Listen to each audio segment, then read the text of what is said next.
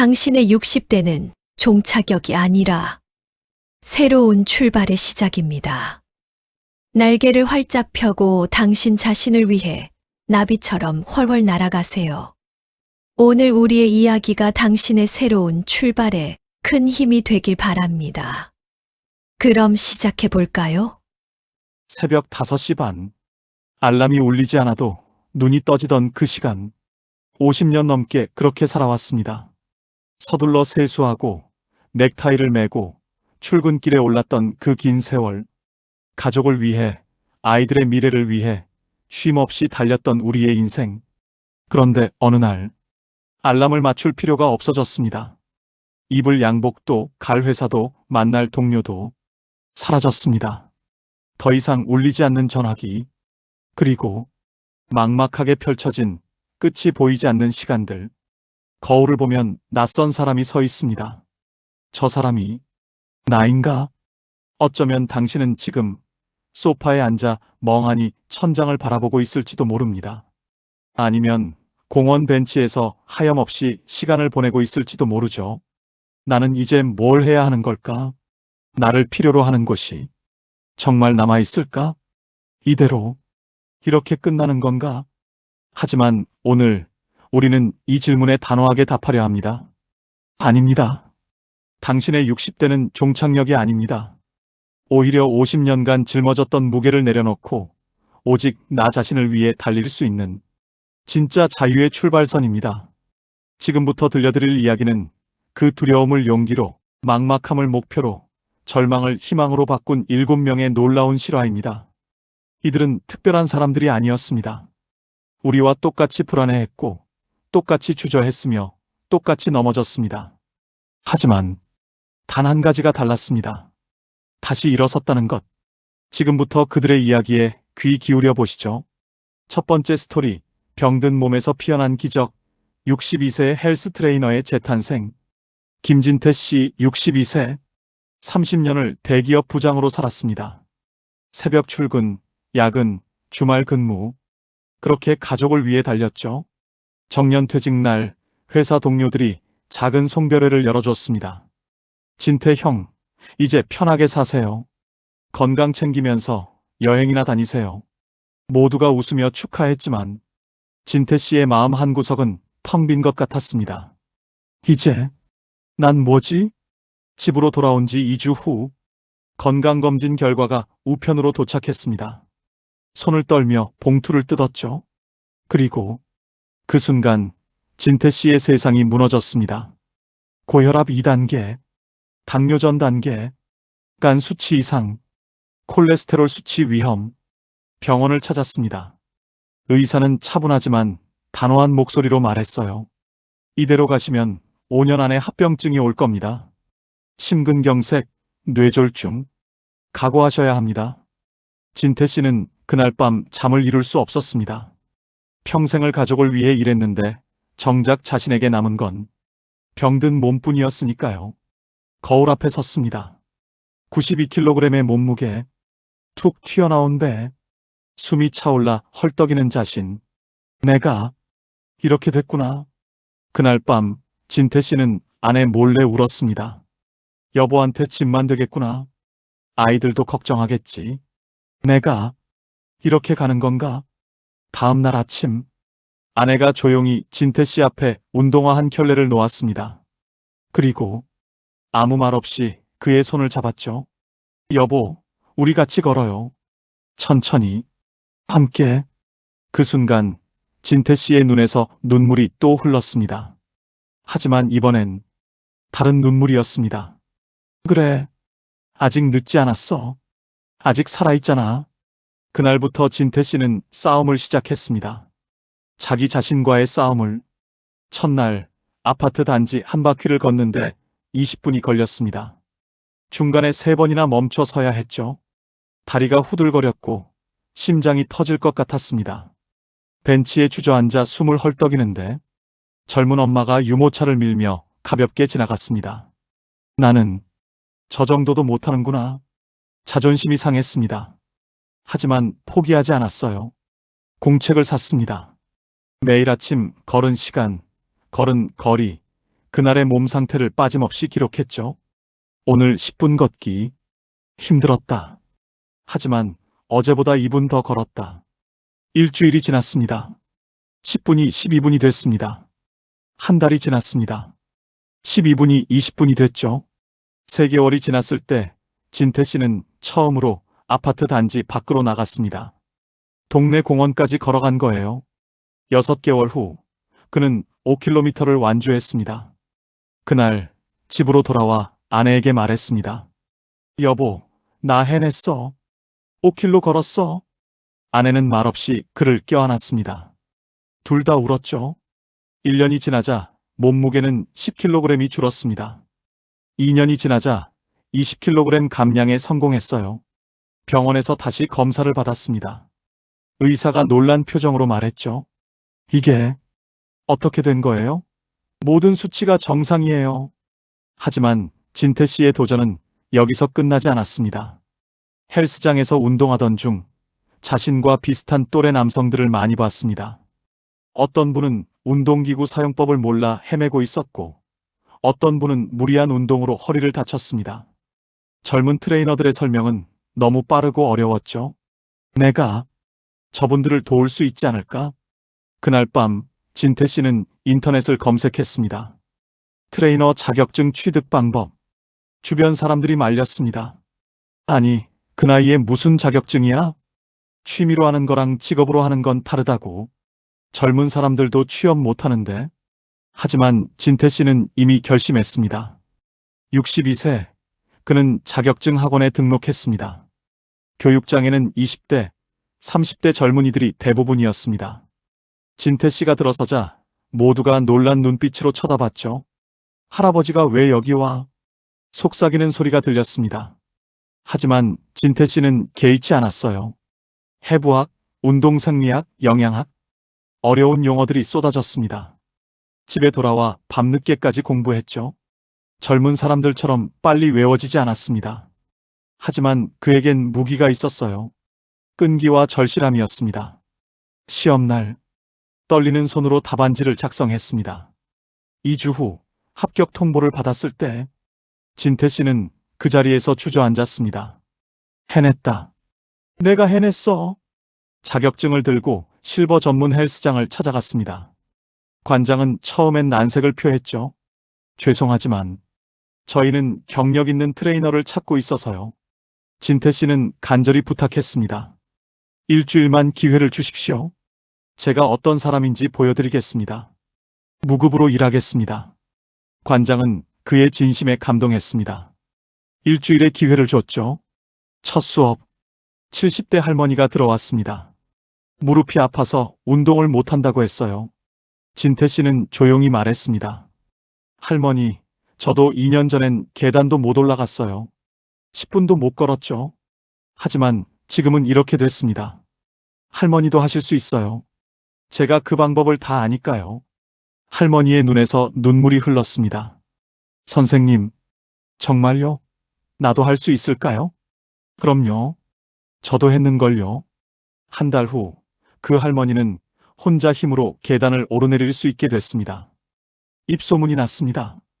저기 트레이너 선생님, 우리 마음을 다 아시는 것 같아. 젊은 트레이너들은 우리 몸이 왜 안 되는지 이해를 못해. 근데 김 코치님은 달라. 현재 김진태 씨는 그 헬스장의 최고령 트레이너이자 최고 인기 트레이너입니다.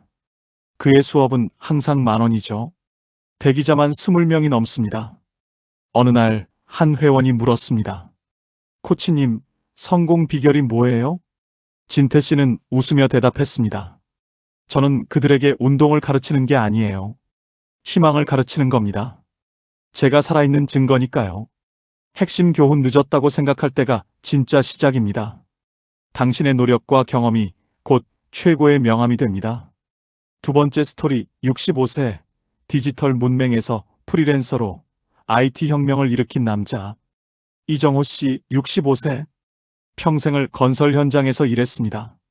그의 손은 삽과 망치를 다루는데 익숙했죠. 거친 땅, 뜨거운 햇빛, 무거운 자재. 그곳이 그의 세상이었습니다. 퇴직 후 정호 씨는 일자리를 찾아 나섰습니다. 하지만 모든 구인 공고마다 같은 문구가 적혀 있었어요. 컴퓨터 활용 능숙자, 엑셀, 워드, 파워포인트 필수, 이메일 업무 가능자. 정호 씨는 절망했습니다. 스마트폰 문자 하나 보내는데도 10분이 걸렸으니까요. 한 글자씩 찾아가며 보냈죠. 면접장에 갔습니다. 면접관이 물었습니다. 컴퓨터 다룰 줄 아십니까? 아, 그게. 이메일은요? 그건. 면접관의 표정이 굳어졌습니다. 죄송합니다. 저희는 디지털 업무가 많아서요. 5번째 면접에서 떨어진 날, 정호 씨는 공원 벤치에 주저앉았습니다. 나는 쓸모없는 사람이 됐구나. 손으로 일하던 세상은 끝났어. 그날 저녁 초등학생 손자가 유튜브를 보고 있었습니다. 할아버지, 이것 좀 봐요. 재미있어. 정호 씨가 다가갔습니다. 이게 뭐냐? 유튜브요. 할아버지는 이것도 몰라요? 그 순간 정호 씨의 자존심이 무너졌습니다. 손자 앞에서 컴퓨터 하나 못 다루는 자신이 한없이 초라했죠. 하지만 바로 그 순간 뭔가 마음속에서 불이 붙었습니다. 안 돼. 이대로 포기할 순 없어. 내가 평생 못 배운 게 뭐가 있었나? 다음 날 정호 씨는 지역 시니어 교육센터를 찾아갔습니다. 교육장 문을 열었을 때 주눅이 들었습니다. 50대로 보이는 사람들이 대부분이었고 자신은 가장 나이가 많아 보였죠. 강사가 물었습니다. 어르신, 컴퓨터 켜본 적 있으세요? 아, 아니요. 주변에서 웃음소리가 났습니다. 정호 씨의 얼굴이 빨개졌어요. 하지만 강사가 따뜻하게 말했습니다. 괜찮습니다. 여기 계신 분들도 다 그렇게 시작하셨어요. 나이는 숫자일 뿐입니다. 첫 수업, 마우스를 쥐는 법부터 배웠습니다. 클릭? 그게 뭐죠? 더블 클릭은 또 뭡니까? 젊은 사람들은 5분이면 끝낼 것을 정호 씨는 1시간이 걸렸습니다. 집에 돌아와서도 연습했죠. 밤 11시, 12시까지. 손자가 잠든 후에도 컴퓨터 앞에 앉아 있었습니다. 한 달이 지났습니다. 이제 마우스는 자유롭게 다룰 수 있게 됐어요. 인터넷도 켤 수 있었죠. 3개월이 지났습니다. 워드로 간단한 문서를 만들 수 있게 됐습니다. 6개월이 지났을 때 강사가 새로운 과정을 소개했습니다. 다음 과정은 영상 편집입니다. 요즘 유튜브 시대잖아요. 정호 씨의 귀가 번쩍 뜨였습니다. 유튜브? 그거 손자가 보던 거네. 영상 편집 과정에 등록했습니다. 이번엔 정말 어려웠습니다. 타임라인, 컷 편집, 자막 삽입, 색 보정. 머리가 터질 것 같았죠. 집에 와서 아내에게 하소연했습니다. 여보, 이거 너무 어려워. 나는 안 될 것 같아. 아내가 조용히 말했습니다. 당신 30년 전에 처음 건설 현장 갔을 때도 그랬잖아요. 못할 것 같다고. 근데 결국 하지 않았어요? 그 말에 정호 씨는 다시 일어섰습니다. 그래. 나는 포기하지 않았었지. 매일 연습했습니다. 손자의 운동회 영상을 편집해봤죠. 처음엔 30분짜리 영상을 편집하는데 일주일이 걸렸습니다. 하지만 포기하지 않았어요. 한 달 후 완성된 5분짜리 영상을 손자에게 보여줬습니다. 손자의 눈이 반짝였어요. 할아버지, 이거 할아버지가 만든 거예요? 진짜 멋있어요. 친구들한테 자랑해도 돼요? 그 순간 정호 씨의 눈에서 뜨거운 것이 흘렀습니다. 내가 해냈구나. 그 영상이 학교 학부모 단체 카톡방에 올라갔습니다. 반응이 폭발적이었죠. 누가 편집하셨어요? 너무 좋은데요? 전문가 느낌이 나네요. 한 학부모가 정호 씨에게 연락했습니다. 저희 마을에서 농산물 홍보 영상을 만들려고 하는데요. 혹시 도와주실 수 있으세요? 소정의 비용을 드리겠습니다. 정호 씨는 떨렸습니다. 내가 돈을 받고 일을 한다고? 농산물 채널의 첫 영상. 정호 씨는 젊은 편집자들과는 다른 방식으로 접근했습니다.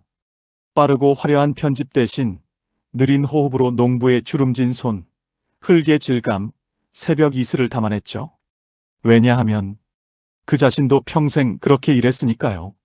영상이 올라갔습니다. 댓글이 달리기 시작했어요. 이 영상 뭔가 다르네요. 진심이 느껴져요. 보다가 울었어요. 우리 아버지 생각났어요. 이렇게 정성스러운 영상은 처음이에요. 채널 구독자가 급증했습니다. 농산물 판매량도 3배가 늘었죠. 6개월 후 정호 씨는 3개의 지역 채널 전담 편집자가 되어 있었습니다. 매달 안정적인 수입이 생겼어요. 많지는 않았지만 자신의 능력으로 번 돈이었습니다. 어느 날 첫 의뢰인이 물었습니다. 정호 씨, 비결이 뭐예요? 젊은 편집자들보다 영상이 훨씬 좋던데요? 정호 씨는 웃으며 대답했습니다. 저는 기술로 편집하지 않아요.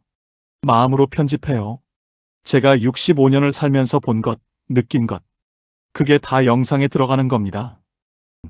60대의 경험이 가장 강력한 무기가 됩니다. 새로운 기술은 당신의 지혜를 포장하는 도구일 뿐입니다. 세 번째 스토리, 소유보다 의미를 선택한 남자. 70세 책방 사장의 행복. 박영민 씨, 70세. 대형마트 관리직으로 35년을 일했습니다. 수많은 사람들을 관리하고 매출을 올리고 숫자와 씨름하며 살았죠. 퇴직금을 받던 날, 회사 후배들이 물었습니다. 부장님, 이제 뭐 하실 거예요? 글쎄, 좀 쉬다가 뭐라도 해야지. 편의점 하나 차리세요. 요즘 괜찮다던데요. 프랜차이즈 치킨집도 좋죠. 확실하잖아요. 집으로 돌아와 아내와 의논했습니다. 여보, 다들 편의점이나 치킨집 하래. 어때? 아내가 물었습니다. 당신은요? 당신은 뭘 하고 싶은데요? 그 질문에 영민 씨는 말문이 막혔습니다. 나는 뭘 하고 싶지? 평생을 해야 하는 일만 했습니다. 하고 싶은 일은 생각해 본 적이 없었죠. 그날 밤 잠이 오지 않았습니다. 방 한 구석에 쌓인 책들이 눈에 들어왔어요. 젊은 시절부터 모은 헌책들. 먼지가 쌓여 있었죠. 선반에는 오래된 LP 음반들이 빼곡했습니다. 아내가 늘 버리라고 했지만 끝까지 지켜낸 보물들. 영민 씨는 책 한 권을 꺼내 펼쳤습니다. 40년 전에 산 소설책. 페이지 구석에 젊은 날의 메모가 적혀 있었어요. 이 문장이 좋다. 언젠가 다시 읽고 싶다. 그 순간 뭔가 가슴이 뛰었습니다. 그래, 나는 이게 좋았었지. 사람들과 책 이야기 나누고 음악 듣고. 다음 날 영민 씨는 동네를 돌아다녔습니다. 낡은 건물 1층, 작은 상가 하나가 임대 공고를 붙이고 있었어요. 월세 50만 원. 비싸지 않았습니다. 위치도 나쁘지 않았죠. 영민 씨는 그 자리에서 전화를 걸었습니다. 아내가 걱정했습니다. 여보, 책방은 요즘 안 된다잖아요. 다들 인터넷으로 책 사는데. 나도 알아.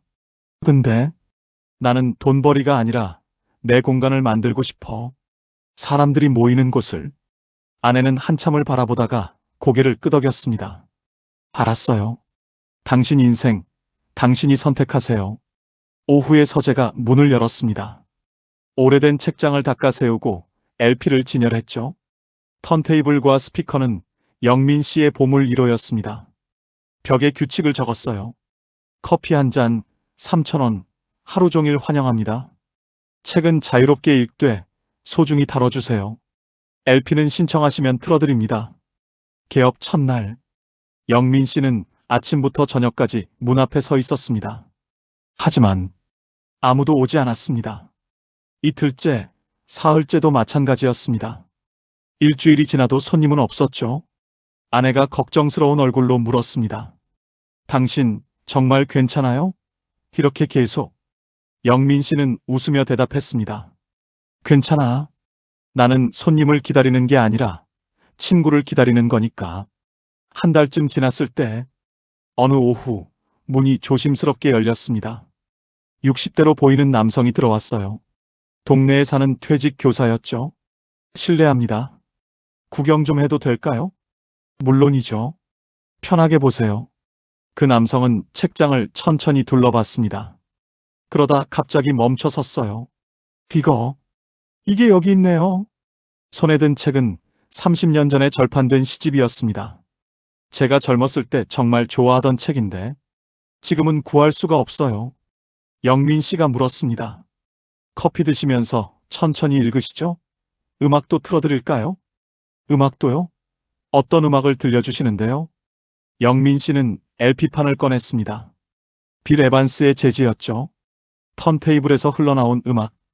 그 남성은 눈을 감고 음악에 빠져들었습니다. 1시간이 지났고 2시간이 지났습니다. 그는 커피를 3잔이나 마시며 영민 씨와 이야기를 나눴어요. 책 이야기, 음악 이야기, 인생 이야기. 저녁이 되어 그가 일어서며 말했습니다. 사장님, 오늘 정말 행복했습니다. 이런 공간이 있다는 게 믿기지 않네요. 내일 또 와도 될까요? 영민 씨는 웃으며 대답했습니다. 물론이죠. 기다리고 있겠습니다. 그 남성은 매일 왔습니다. 그리고 친구를 데려왔죠. 입소문이 퍼지기 시작했습니다. 거기 가면 오래된 책도 있고 LP판도 들을 수 있대. 사장님이 정말 이야기를 잘하시더라. 하나둘 사람들이 모이기 시작했어요. 매일 오후 2시면 어김없이 나타나는 전직 은행원. 일주일에 한 번 책을 빌려가는 동네 아주머니. 체스를 들어오는 70대 동호회 회원들. 오후의 서재는 어느새 동네 사랑방이 되어 있었습니다. 1년 후 지역신문에서 취재를 왔습니다. 70세 책방 사장이 만든 동네 문화공간. 기사가 나간 후 더 많은 사람들이 찾아왔어요. 어느 날 한 젊은 기자가 물었습니다. 사장님, 수익은 얼마나 되세요? 이렇게 하시면 남는 게 있어요? 영민 씨는 책장을 돌아보며 웃었습니다. 저기 벽에 붙은 메모지들 보이시죠? 좋은 시간이었습니다. 다음 주에 또 올게요. 사장님 덕분에 오래된 기억을 떠올렸어요. 이게 제 수익입니다. 제 마음 통장에는 이런 말들이 가득 쌓여가고 있어요. 돈이 아닌 만남과 가치를 파는 소자본 창업에 주목하세요. 소박함 속에 진정한 성공이 있습니다. 4번째 스토리, 녹슨 손에서 피어난 봉사, 68세 목공예 장인의 재능 기부. 최인호 씨 68세, 평생을 제조업 기술자로 일했습니다. 그의 손은 예술이었습니다. 0.1mm의 오차도 허용하지 않는 정밀함, 기계보다 정확한 손놀림. 회사에서 그는 마스터라고 불렸죠. 하지만 퇴직 후 그 자랑스럽던 손은 갈 곳을 잃었습니다. 아파트 베란다 구석. 먼지 쌓인 공구함이 놓여 있었습니다. 인호 씨는 매일 그것을 보며 한숨을 쉬었어요. 50년을 함께한 내 도구들이 이렇게 녹슬어가는구나. TV만 보는 날들이 계속됐습니다. 아침에 일어나 TV를 켜고 저녁까지 소파에 누워 있었죠. 할 일이 없었으니까요. 아내가 걱정스러운 눈빛으로 바라봤습니다. 여보, 당신 요즘 이상해요. 예전에 당신 같지 않아요. 인호 씨도 알고 있었습니다. 자신이 점점 무기력해지고 있다는 걸, 하루하루가 무의미하다는 걸. 나는 이제 쓸모없는 사람이야. 그러던 어느 날, 아내가 복지관에서 공고문 하나를 가져왔습니다. 독거 어르신들 집에 가구가 많이 망가졌는데 고쳐줄 분을 찾고 있대요. 인호 씨는 귀찮다는 듯 대답했습니다. 나는 전문가도 아닌데 그냥 전문가 부르지. 전문가는 돈이 많이 들어요. 어르신들은 그럴 형편이 안 되시네요. 아내가 간절히 말했습니다. 당신 한 번만 나가봐요. 집에만 있으면 더 안 좋아질 것 같아요. 마지못해 복지관을 찾았습니다. 복지관 창고, 부서진 의자, 다리가 흔들리는 책상, 문짝이 떨어진 옷장, 낡고 망가진 가구들이 가득했습니다. 복지관 직원이 미안한 듯 말했습니다. 형편이 어려우신 분들 가구라서 다들 버리기도 아깝다고 그냥 쌓아뒀어요. 인호 씨는 천천히 가구들을 살펴봤습니다. 의자 하나를 들어 올렸어요. 다리가 부러져 있었죠. 그 순간 뭔가 손끝이 저릿했습니다. 이건 고칠 수 있어. 가슴이 뛰기 시작했어요. 오랜만에 느끼는 감각이었습니다. 여기 공구 좀 빌려주실 수 있나요? 공구함을 열었습니다. 오랜만에 잡는 망치, 드라이버, 사포, 손에 익은 감촉. 50년간 함께한 친구들. 인호 씨는 부서진 의자를 분해했습니다. 다리를 떼어내고 접착제를 바르고 나사로 단단히 고정했어요. 사포로 표면을 정성껏 다듬었죠. 시간 가는 줄 몰랐습니다. 6시간이 지났을 때 의자가 완성됐습니다. 복지관 직원들이 놀라서 달려왔습니다. 어머, 이게 그 의자 맞아요? 완전히 새 거 같은데요. 정말 튼튼해졌어요. 인호 씨는 웃었습니다. 오랜만에 느끼는 뿌듯함이었어요. 내 손이 아직 쓸모 있구나. 그날 밤 집에 돌아와 아내에게 말했습니다. 여보, 내일도 가려고. 아내는 놀란 표정으로 그를 바라봤습니다. 남편의 눈빛이 살아있었으니까요. 인호 씨는 매주 복지관에 나갔습니다. 망가진 가구들을 하나씩 고쳐나갔죠. 책상, 신발장, 옷걸이, 작은 선반. 그의 손을 거치면 버려질 뻔한 가구들이 다시 생명을 얻었습니다. 어느 날 독거노인 가정을 방문했습니다. 78세 할머니 혼자 사는 집이었어요. 낡은 문은 제대로 닫히지 않았고 싱크대 서랍은 빠져 있었습니다. 할머니, 제가 고쳐드릴게요. 할머니는 고개를 저었습니다. 아이고, 괜찮아요. 그냥 이렇게 살아요. 돈도 없는데. 돈 안 받아요. 제가 하고 싶어서 하는 거예요. 하루 종일 작업했습니다. 문을 고치고 서랍을 끼우고 흔들리는 의자도 고쳤어요. 저녁이 되었을 때 할머니가 인호 씨의 손을 꼭 잡았습니다. 선생님, 정말 고맙습니다. 제가 뭐라고 말씀드려야 할지. 할머니의 눈에서 눈물이 흘렀고 인호 씨의 눈에서도 눈물이 났습니다. 평생 내 돈벌이에만 썼던 이 손이 남을 위해 움직일 때 이렇게 행복하다는 걸 68세에 처음 알았습니다. 소문이 퍼졌습니다. 나처럼 손재주 있는 어르신들이 찾아왔어요. 평생 목수였던 분, 용접 기술자였던 분, 페인트 공이었던 분. 인호 씨는 제안했습니다. 우리 함께 해요. 실버 목공의 재능 기부단을 만들어요. 그렇게 10명의 60대, 70대 남성들이 모였습니다. 매주 수요일 복지관에 모여 봉사활동을 했죠. 학교 낡은 책걸상도 고치고 한부모 가정의 가구도 만들어줬습니다. 2년 후 지역사회로부터 자원봉사상을 받았습니다. 시청 강당, 무대에 오른 인호 씨, 떨리는 목소리로 말했습니다. 저는 퇴직하고 나서 제가 쓸모없는 사람이라고 생각했습니다. 하지만 틀렸더라고요. 제 50년 기술이 진짜 빛을 발하는 건 바로 지금이었습니다. 객석에서 박수가 터져나왔습니다. 재능 기부단 회원들도 함께 울었죠. 핵심 교훈 나를 위한 취미를 넘어 타인을 위한 재능 기부는 60대에게 최고의 명함이자 활력소가 됩니다. 5번째 스토리, 60세, 남미로 떠난 모험가, 늦깎이 스페인어로 인생 역전. 정동욱 씨 60세. 그에게는 평생의 로망이 하나 있었습니다. 책상 서랍 깊은 곳에 숨겨둔 낡은 지도, 남미 대륙 지도였죠. 20대 때 샀던 그 지도에는 빨간색으로 동그라미가 쳐져 있었습니다. 마추픽추, 페루, 우유니 소금 사막, 볼리비아, 이과수 폭포, 아르헨티나. 언젠가는 꼭 가보고 말 거야. 하지만 언젠가는 오지 않았습니다. 결혼하고 아이들 키우고 집 사고 대출 갚고 그렇게 40년이 흘렀습니다. 짧은 휴가 때 다녀오는 동남아 패키지 여행이 전부였죠. 퇴직금을 받던 날, 동욱 씨는 서랍을 뒤져 그 낡은 지도를 꺼냈습니다. 40년 전 자신이 쓴 글씨가 아직도 선명했어요. 꼭 가보고 말 거야. 눈물이 났습니다. 나는 내 꿈을 한 번도 이루지 못했구나. 그날 밤 동욱 씨는 결심했습니다. 지금 아니면 언제 가겠어? 70, 80이 되면 더 못 가. 아내에게 조심스럽게 말했습니다. 여보, 나 남미 가보고 싶어. 아내가 깜짝 놀랐습니다. 남미? 왜 갑자기? 그냥 유럽까지, 남들 다 가는 대로. 난 평생 남들 가는 데만 갔어. 이번엔 내가 가고 싶은 곳에 가고 싶어. 하지만 문제가 있었습니다. 언어. 영어도 제대로 못하는데 남미는 스페인어를 쓴다는 걸 알게 됐죠. 주변에서 말렸습니다. 60에 무슨 외국어를 배워? 관광이나 다녀와. 언어까지 배울 필요 있어? 그냥 가이드 끼고 다니면 되잖아. 하지만 동욱 씨는 달랐습니다. 나는 진짜로 그 땅을 느끼고 싶어. 사람들과 이야기하고 싶어. 그러려면 언어를 배워야 해. 다음 날 서점에서 스페인어 교재를 샀습니다. 매일 새벽 4시에 일어났습니다.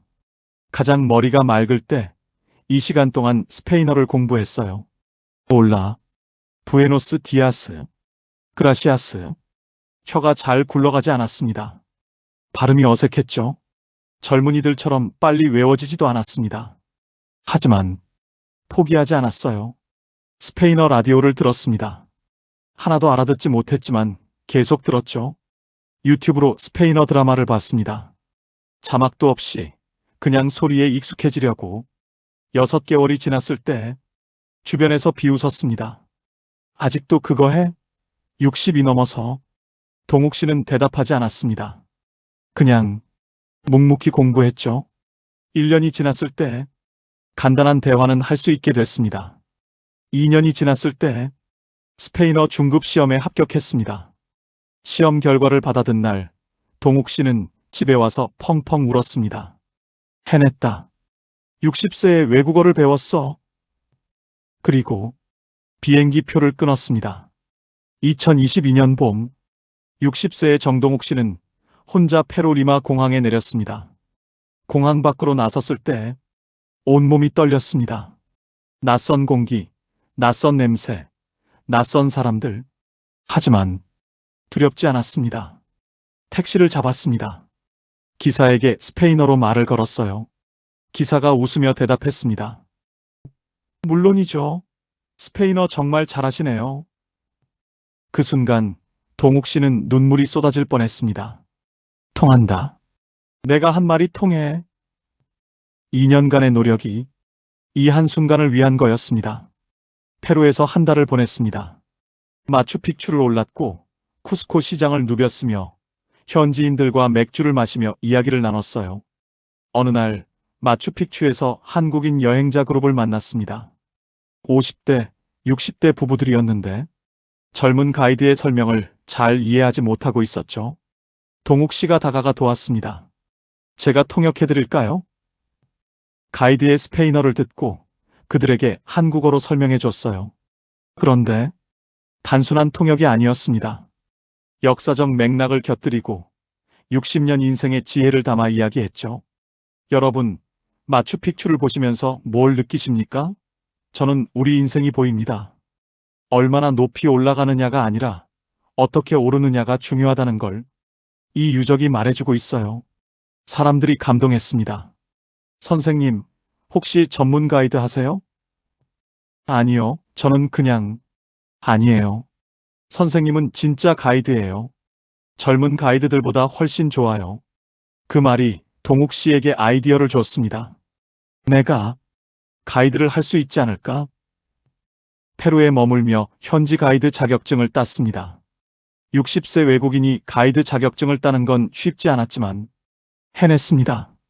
그리고 한국 여행사에 연락했습니다. 저는 60세 시니어 전문 가이드입니다. 현재 정동욱 씨는 1년에 6개월은 남미에서 6개월은 한국에서 지냅니다. 남미 전문 시니어 가이드로 활동하며 5060 세대 여행자들에게 폭발적인 인기를 얻고 있죠. 여행자들이 말합니다. 정 가이드님은 달라요. 우리랑 같은 세대니까 통하는 게 있어요. 동욱 씨는 말합니다. 새로운 문화에 뛰어드는 건 가장 강력한 노화 방지약입니다. 익숙한 안정을 벗어났을 때 저는 20대의 열정을 되찾았어요. 아니, 어쩌면 20대 때보다 지금이 더 뜨겁게 살고 있는지도 모르겠습니다. 나이는 진짜 숫자에 불과합니다. 낯선 환경에 도전하고 젊은 세대와 섞이세요. 당신의 용기가 새로운 인생을 열어줄 겁니다. 6번째 스토리, 기계에서 예술로 65세 정밀 기술자가 인생 사진작가가 되기까지. 강민수 씨 65세. 평생을 정밀 기계 부품을 다루는 기술자로 살았습니다. 그의 세상은 0과 1로 이루어져 있었죠. 0.01mm의 오차. 용납할 수 없었습니다. 감정보다는 논리, 예술보다는 기술, 마음보다는 숫자. 그렇게 40년을 살았습니다. 퇴직하던 날, 회사 후배가 물었습니다. 선배님, 이제 뭐 하실 거예요? 글쎄, 좀 쉬어야지. 하지만 쉬는 게 뭔지 몰랐습니다. 평생 일만 했으니까요. 집에 돌아와 멍하니 앉아 있었습니다. 아내가 말했습니다. 여보, 우리 여행이라도 다니면서 사진 찍어요. 당신 늘 카메라 갖고 싶다고 했잖아요. 맞는 말이었습니다. 젊은 시절부터 좋은 카메라를 갖고 싶었지만 늘 아이들 교육비에 밀렸었죠. 퇴직금으로 고급 카메라를 샀습니다. 처음 손에 쥐었을 때 그 무게감, 렌즈를 돌릴 때의 정밀한 감촉, 기술자로서 감탄했습니다. 정말 잘 만든 기계야. 하지만 문제가 있었습니다. 뭘 찍어야 할지 몰랐습니다. 공원에 나가 꽃을 찍었습니다. 건물도 찍고 풍경도 찍었죠. 인터넷 강의를 보며 기술을 배웠어요. 조리개, 셔터 스피드, ISO. 기술적인 부분은 금방 이해했습니다. 역시 기술자답게 완벽한 노출, 선명한 초점, 안정적인 구도. 몇 달을 그렇게 찍었습니다. 그런데 뭔가 허전했습니다. 사진을 보면 기술적으로는 완벽한데 아무 감동이 없었죠. 어느 날 손자가 민수 씨의 사진을 보며 물었습니다. 할아버지, 이 사진들 왜 다 똑같아 보여요? 그 말이 민수 씨의 가슴을 찔렀습니다. 그래, 기술만 있고 마음이 없구나. 그날 밤 잠이 오지 않았습니다. 카메라를 들고 창가에 섰습니다. 거실에서는 아내가 드라마를 보며 미소 짓고 있었어요. 40년을 함께 살았지만 그렇게 유심히 본 적이 없었습니다. 아내의 웃는 얼굴, 주름진 눈가, 머리카락에 하얀 흰머리. 민수 씨는 조용히 카메라를 들었습니다. 찰칵. 처음으로 기술이 아닌 마음으로 찍은 사진이었습니다. 다음 날 그 사진을 프린트했습니다. 아내에게 보여줬을 때 아내가 놀랐어요. 어머, 이게 나예요? 나 이렇게 웃고 있었어요? 당신은 늘 이렇게 예뻐. 아내의 눈에서 눈물이 났습니다. 여보, 40년 만에 처음 듣는 말이에요. 민수 씨도 눈시울이 뜨거워졌습니다. 미안해. 나는 당신을 제대로 본 적이 없었어. 그날부터 민수 씨의 렌즈는 달라졌습니다. 화려한 풍경 대신 평범한 일상을 담았어요. 부엌에서 김치를 담그는 아내, 숙제하다 졸고 있는 손자, 버스 정류장에서 먼 산을 바라보는 노인, 골목에서 이야기 나누는 어르신들. 민수 씨는 평생 놓쳤던 것들을 담기 시작했습니다. 사진 동호회에 가입했습니다. 작품을 공유했을 때 사람들이 놀랐어요.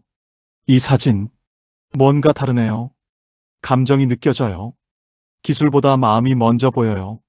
어느 날 동호회 선배가 제안했습니다. 민수 씨, 재능 기부해 볼래요? 경로당 어르신들 사진 찍어드리는 거예요. 민수 씨는 흔쾌히 수락했습니다.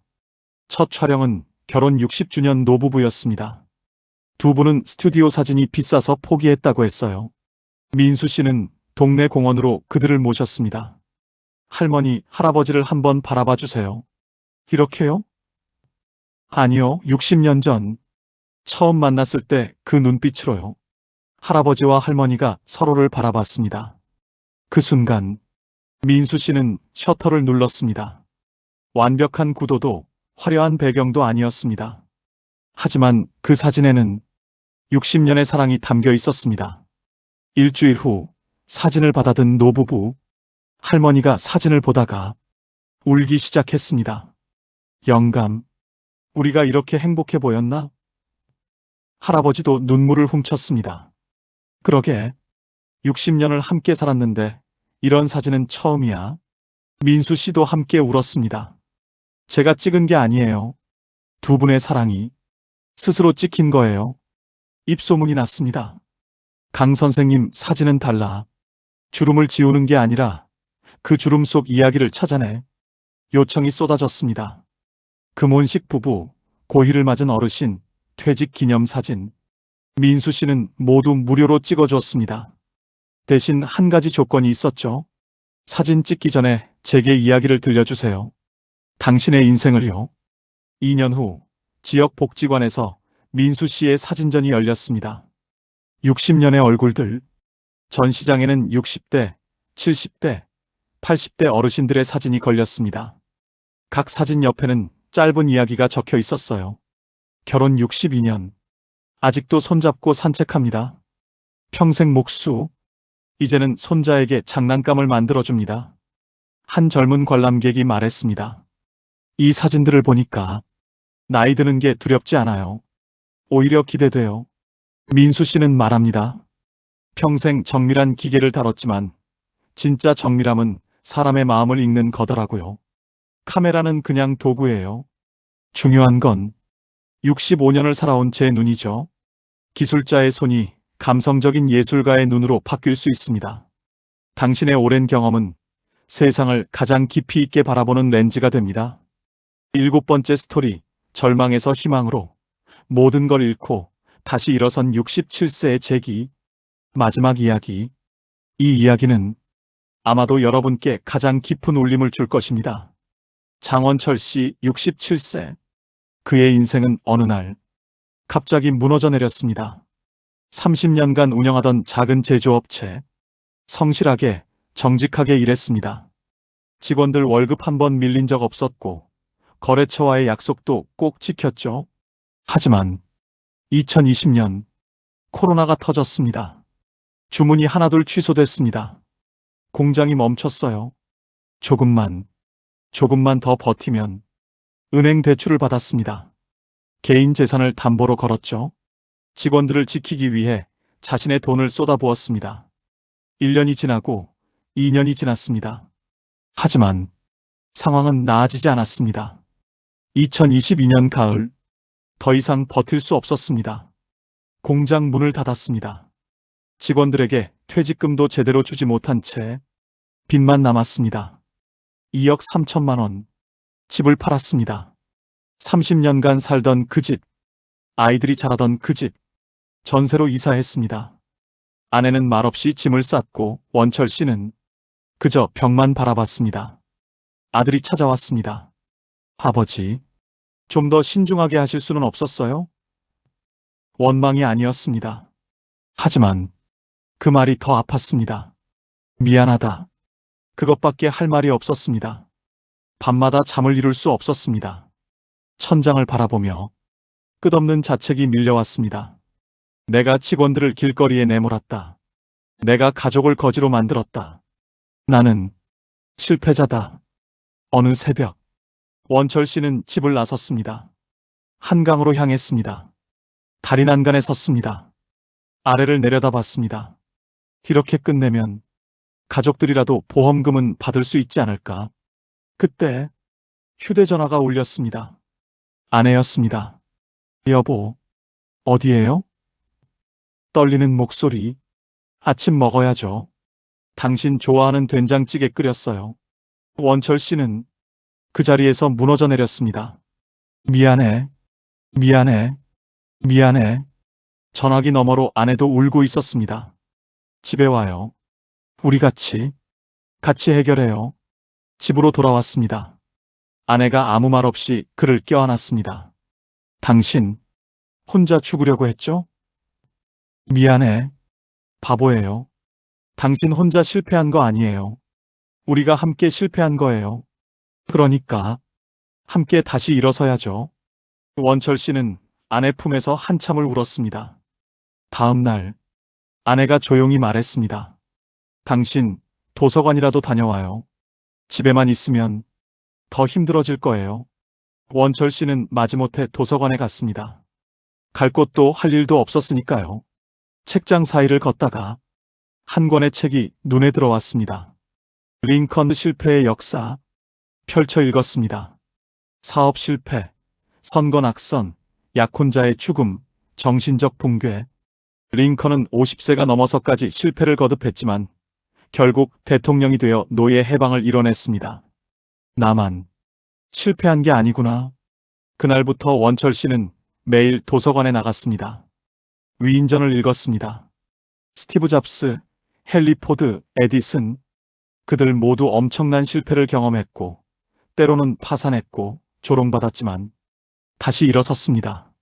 철학책도 읽었습니다. 넘어지는 것은 부끄러운 일이 아니다. 일어서지 않는 것이 부끄러운 일이다. 그 문장이 원철 씨의 가슴에 깊이 박혔습니다. 3개월 후, 원철 씨는 작은 노트에 자신의 이야기를 쓰기 시작했습니다. 어떻게 사업을 시작했는지, 어떻게 실패했는지, 그리고 그 속에서 무엇을 배웠는지 솔직하게 썼습니다. 변명하지 않았고 미화하지도 않았죠. 그렇게 쓰다 보니 깨달았습니다. 내 실패는 끝이 아니라 누군가에게 도움이 될 수 있는 귀한 경험이구나. 지역 복지관을 찾아갔습니다. 제가 실패 경험을 나누고 싶은데요. 작은 강연이라도. 담당자는 처음엔 의아해했습니다. 실패 경험을요? 네. 누군가는 제 이야기를 들어야 할 것 같아서요. 담당자는 원철 씨의 진심을 보고 기회를 주었습니다. 첫 강연, 10명 앞에 섰습니다. 원철 씨는 떨리는 목소리로 시작했습니다. 저는 67세의 모든 것을 잃었습니다.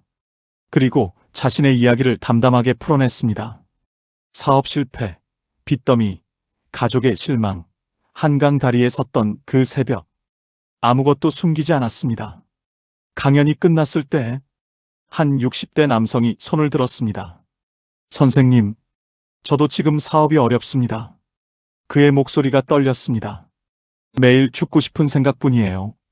그런데 오늘 선생님 이야기를 듣고 그는 더 이상 말을 잇지 못하고 울었습니다. 조금 힘이 나는 것 같아요. 원철 씨의 눈에서도 눈물이 터져나왔습니다. 감사합니다. 제 실패가 당신에게 힘이 된다니. 그날 원철 씨는 깨달았습니다. 자신의 고통이, 자신의 실패가 누군가에게는 희망이 될 수 있다는 것을. 강연 요청이 들어오기 시작했습니다. 퇴직자 모임, 중소기업 사장 모임, 은퇴 준비 교육. 원철 씨는 자신의 이야기를 나눴습니다. 강연료를 받기도 했지만 대부분은 무료였습니다. 1년 후 작은 책을 냈습니다. 67세 다시 일어서다. 자비 출판이었지만 입소문을 타고 퍼졌습니다. 이 책 읽고 살아야겠다는 생각이 들었어요. 제 아버지 같은 분입니다. 현재 원철 씨는 은퇴자 커뮤니티의 희망 멘토로 불립니다. 빚은 아직 다 갚지 못했습니다. 큰 집에서 살지도 못하죠. 하지만 그는 행복합니다. 어느 강연장에서 한 청중이 물었습니다. 선생님, 후회하지 않으세요? 원철 씨는 잠시 생각하다 대답했습니다. 후회는 합니다. 하지만 원망하지는 않아요. 그 실패가 없었다면 저는 지금 이 자리에 서 있지 못했을 겁니다. 누군가의 눈물을 닦아주는 이 소중한 일도 못했겠죠. 넘어져도 괜찮습니다. 60대의 경험은 실패까지도 성장의 씨앗으로 만듭니다. 당신의 실패담이 누군가에게는 최고의 나침반이 될 수 있습니다. 당신의 두 번째 인생이 시작됩니다. 지금까지 7명의 이야기를 들으셨습니다. 62세의 헬스 트레이너가 된 김진태 씨, 65세의 유튜브 편집자로 거듭난 이정호 씨, 70세의 책방 사장이 된 박영민 씨, 68세의 재능 기부로 영웅이 된 최인호 씨, 60세의 남미로 떠난 정동욱 씨, 65세의 인생 사진작가가 된 강민수 씨, 그리고 67세의 모든 걸 잃고도 희망 멘토가 된 장원철 씨. 이들의 나이도, 직업도, 상황도 모두 달랐습니다. 어떤 이는 건강을 되찾았고, 어떤 이는 새로운 기술을 배웠습니다. 어떤 이는 작은 가게를 열었고, 어떤 이는 재능을 나눴죠. 어떤 이는 해외로 떠났고, 어떤 이는 예술의 길을 걸었습니다. 그리고 어떤 이는 절망 속에서 더 큰 의미를 발견했습니다. 하지만 이 모든 이야기엔 단 하나의 공통점이 있었습니다. 포기하지 않았다는 것. 그들도 처음엔 두려웠습니다. 내가 이 나이에 할 수 있을까? 사람들이 비웃지 않을까? 실패하면 어떡하지? 여러분과 똑같은 불안을 느꼈습니다. 똑같이 주저했고, 똑같이 넘어졌습니다. 하지만 다시 일어섰습니다. 그들은 과거의 명함이 아닌 오늘의 나를 만드는 데 집중했습니다. 여러분, 60대의 삶은 절대 끝이 아닙니다. 오히려 회사라는 울타리에서 벗어나 오직 나 자신에게 집중할 수 있는 가장 소중한 황금기입니다. 50년간 쌓아온 경험, 인생을 살며 얻은 지혜, 고난을 이겨낸 인내심, 이 모든 것이 지금 당신의 가장 큰 자산입니다. 혹시 지금 무엇을 해야 할지 몰라 망설이고 계십니까? 새로운 시작이 두려워서 소파에 앉아 계십니까? 괜찮습니다. 오늘 들으신 7명도 처음엔 그랬습니다. 하지만 그들은 가장 중요한 한 가지를 기억했습니다. 거창한 목표가 아니라 작은 시작이 중요하다는 것을요. 지금 당장 할 수 있는 가장 작은 일부터 시작하세요. 10분 걷기도 좋습니다. 유튜브 강의 하나 보는 것도 좋아요. 도서관 가서 책 한 권 빌리는 것도 훌륭합니다. 오래된 취미를 다시 꺼내보는 것도 좋죠. 중요한 건 오늘 시작하는 겁니다. 김진태 씨도 처음엔 10분밖에 못 걸었습니다. 이정호 씨도 처음엔 마우스 쥐는 법부터 배웠죠. 박영민 씨의 책방도 첫 주엔 손님이 한 명도 없었습니다. 최인호 씨도 처음엔 망가진 의자 하나를 고치는 것에서 시작했어요. 정동욱 씨도 처음엔 올라 한마디밖에 몰랐습니다. 강민수 씨도 처음엔 무엇을 찍어야 할지 몰랐죠. 장원철 씨는 한강 다리에서 돌아와 도서관 책 한 권을 펼치는 것에서 시작했습니다. 하지만 그들은 포기하지 않았고 결국 인생의 두 번째 막을 활짝 열었습니다. 당신의 60대는 새로운 도전으로 가장 아름답게 채워질 수 있습니다. 나이는 진짜 숫자일 뿐입니다. 중요한 건 살아있는 오늘이고 움직이는 지금입니다. 여러분, 이 순간부터 당신의 두 번째 인생이 시작됩니다. 오늘 이 이야기가 여러분께 단 1%의 용기라도 심어드렸다면 여러분의 제2의 인생 목표를 댓글로 남겨주세요. 나는 이제부터 이걸 시작하겠습니다. 작은 다짐 하나면 충분합니다. 우리는 서로의 도전을 응원하는 동지가 될 겁니다. 그리고 이 채널을 구독해주세요. 다음 주에도 그 다음 주에도 저희는 계속해서 여러분의 인생 이막을 응원하는 이야기들을 가지고 찾아뵙겠습니다. 60대, 70대, 80대 나이와 상관없이 도전하고 성장하는 분들의 진짜 이야기를요. 기억하세요.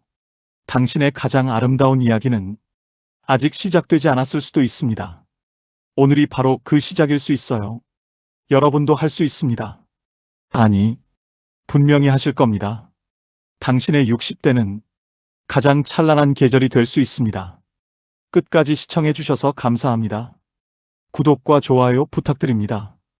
여러분의 도전을 응원합니다. 지금까지 봄빛마당이었습니다.